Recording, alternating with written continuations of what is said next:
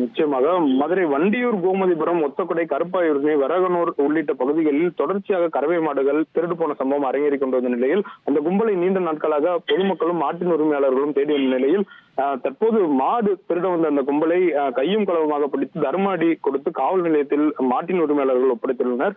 மதுரையின் பல்வேறு பகுதிகளில் இரவு நேரங்களில் வீட்டின் முன்பு இருக்கும் கறவை மாடுகளை, சாலையில் சுற்றி திரியும் மாடுகளையும் மர்ம கும்பல் ஒன்று டாடா ஏசி வாகனம் மூலமாக திருடி சென்று திருமங்கலம் பகுதியில் அடிமாட்டு சந்தையில் கறிக்காக குறைந்த விலையில் விற்பனை செய்து வந்ததாக தெரிய வந்துள்ளது. குறிப்பாக அந்த மாட்டின் உரிமையாளர்கள் தொடர்ச்சியாக தங்களது மாடு காணாமல் போவதாக காவல் நிலையத்தில் பல்வேறு மதுரை மாவட்டத்தில் உள்ள 19 காவல் நிலையத்தில் பல்வேறு வழக்கு பதிவுகளும் புகார்களை அளித்ததாகவும் மாட்டின் உரிமையாளர்கள் தகவல் தெரிவித்தனர். இந்நிலையில் இந்த சம்பவத்தில் ஈடுபட்ட மதுரை அனுப்பாண்டி பகுதியைச் சேர்ந்த 4 சிறார்கள் உட்பட 5 பேர் கொண்ட கும்பலை மாட்டின் உரிமையாளர்களை பிடித்துள்ளனர்.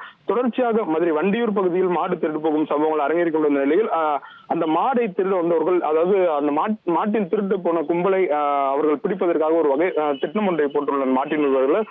நேற்று இரவு அந்த திருட வந்த கும்பல் ஒரு வீட்டின் முன்பாக இருந்த மாடை அவுக்க வந்த போது இதனை அப்பகுதியில் ரோந்தில் இருந்த அந்த மாட்டின் உரிமையாளர்கள் கையும் களவுமாக அந்த திருடர்களை பிடித்துள்ளனர். பிடித்து அவர்களை விசாரித்த போது அவர்கள் இந்த மாடை திருடி சென்று திருமங்கலம் பகுதியில் கறிக்காக விற்பனை செய்துள்ளது தெரியுள்ளது.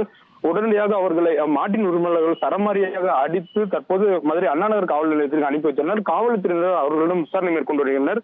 மதுரையில் பல்வேறு பகுதிகளில் தொடர்ச்சியாக மாடை திருடி வந்த கும்பலை தற்போது மாட்டின் உரிமையாளர்களை பிடித்து அடித்து அவர்களை காவல் நிலையத்தில் ஒப்படைத்த சம்பவம் பெரும் பரபரப்பை ஏற்படுத்தியுள்ளது.